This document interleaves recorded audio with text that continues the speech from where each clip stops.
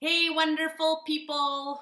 Welcome back to my channel. I'm so happy that you're here. This is Annique Dean coming to you today on the topic of confidence. How to boost it, how to grow it.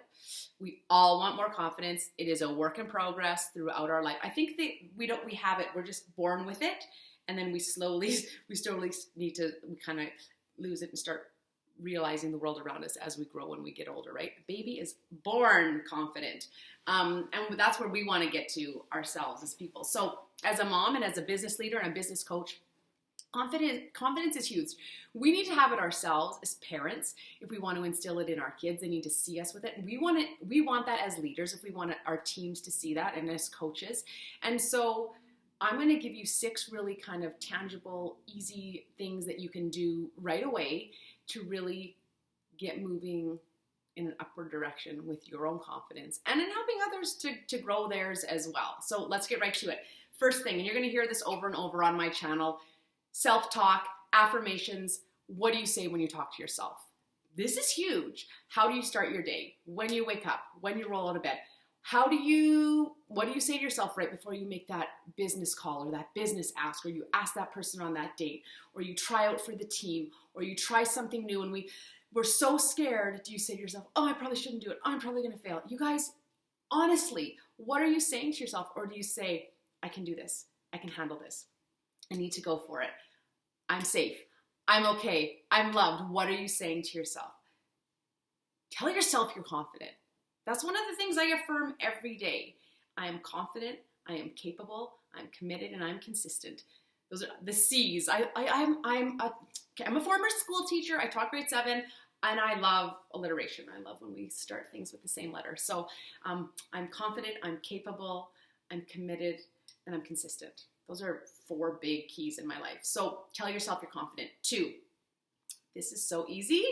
So think of before you walk into the room where you're maybe going to be going to a party or a gathering and there's some new people. Maybe it's not, maybe it's a family.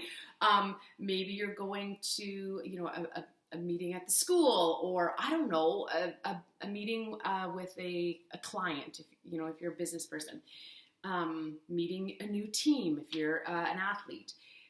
Chin up, shoulders back, and put a smile on. That in itself, you guys, you will have a shift inside of you. Scientifically, there'll be a shift in your emotions, in your hormones, in endorphins. And doing that, you're going to go in with confidence. Chin up, shoulders back, put a smile on. Try it. 3rd, and this kind of goes into what we just talked about, number 2. Now, this is something I do. Like I do a lot of, since I've had a business, public speaking, but before that I was a teacher. So you're talking in front of a group of kids every day, and you're on stage talking in front of the school. And then I got into my business, and I was talking in front of crowds of 12,000 people I've spoken in front of before. And then, lots of smaller groups too. And something I learned, and I know Tony Robbins will talk about this in his trainings, but it's called a power pose. I can't remember what trainer taught me this, but it works. So before I go on stage, especially if it's going to be at a big event, a big conference, a power pose is like, you can do your hands on your hips, or you can even do like both arms like up in the sky. Again, chin up, smile. I have done this in a bathroom stall before. It does not matter. Maybe it's just you need that 20 seconds of courage to go ask that person out on a date, or to go ask that person to take a peek at your business, or go ask that person for the sale. Whatever it is, power pose can be huge, and it can be just like, just give me a second. Like going around the corner and being like, big deep breath. It changes that confidence. And again, then that's back to number 2. Chin up, shoulders back, and smile on. I'm telling you, this will grow your confidence. That's just for a confidence boost. Okay, here's something, number 4, that you can do to really grow your confidence, and that is write down a list. Write down your strengths. Write down your gifts. Write down your skills and your wins that you have had up until this point in our life. For whatever reason, as humans, we seem to focus on the negative. We can have 10 nice things told to us, and someone says 1 negative comment, and what do we focus on? The negative. So I want you to flip that. And I want you to have that list in front of you. Maybe it's going to be on your bathroom mirror and you can see that. Maybe it's going to be somewhere you're going to see it every night before you go to bed or first thing in the morning. Or maybe it's going to be a note in your purse. But what are your strengths? What are your gifts? Acknowledge those in yourself. That is going to grow your confidence. And don't tell me you don't have any, because we are all put here with big skills and big, big gifts to share with the world. So write those down. Number 5. Find comfort in discomfort. What? It is known that when we are growing, we feel confident. When you're learning, you feel confident. When you gain new skills, you grow in your confidence. So it's stepping out of that comfort zone, which is also scary and hard to do. So then again, that takes us back to our self-talk. That takes us back to our, all of the things that we've talked about, smiling and chin up. And taking that step forward out of our comfort zone, because growth does not happen within our comfort zone, and growth affects our confidence. So we want to be finding that comfort in that discomfort, stepping out of your comfort zone, trying new things. Your comfort zone will also grow, and that's where you're going to get more growth again, and then that reinforces the growth and confidence. Okay, number 6, last one. Be okay with practicing failure. I know it seems kind of like, what? Isn't that going to be hard on our confidence? But I want you to think about this. J.K. Rowling had 12 publishers reject her Harry Potter book before it was finally published.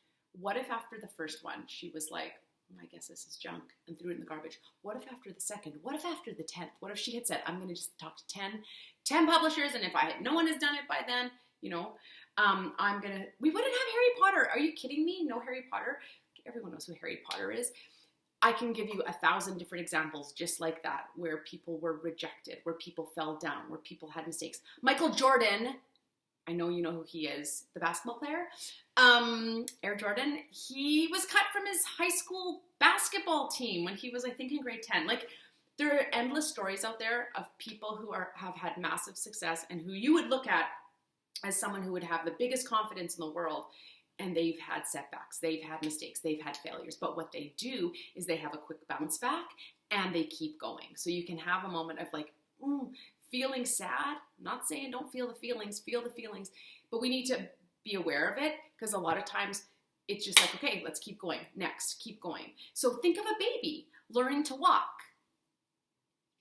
They fall down over and over and over. And if you, any moms, any dads on here, if you see a baby and they fall down the first time they attempt to walk, you don't go, well, I guess they're just not meant to be a walker.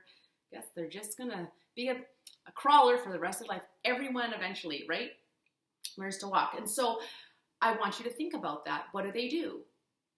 They're shaky, they're stumbling, and they have a huge smile on their face, and they fall down onto their butt.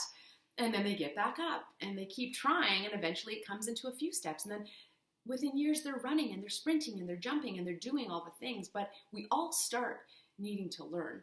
And so we need to be okay with making mistakes and having those failures.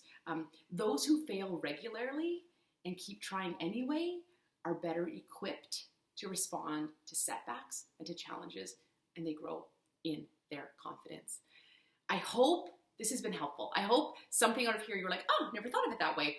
I hope you're going to start, chin up, shoulders back, putting a smile on. I hope you're going to write down that list and cheer yourself on and speak to yourself kindly, because that's what's going to grow your confidence. And I'm telling you, when we're confident and we're happy and we're healthy, we can change the world in good ways. Thanks for being here. I will see you next time. Subscribe, like, share if you're enjoying this. I'm here for it all. Appreciate you guys. See you next time.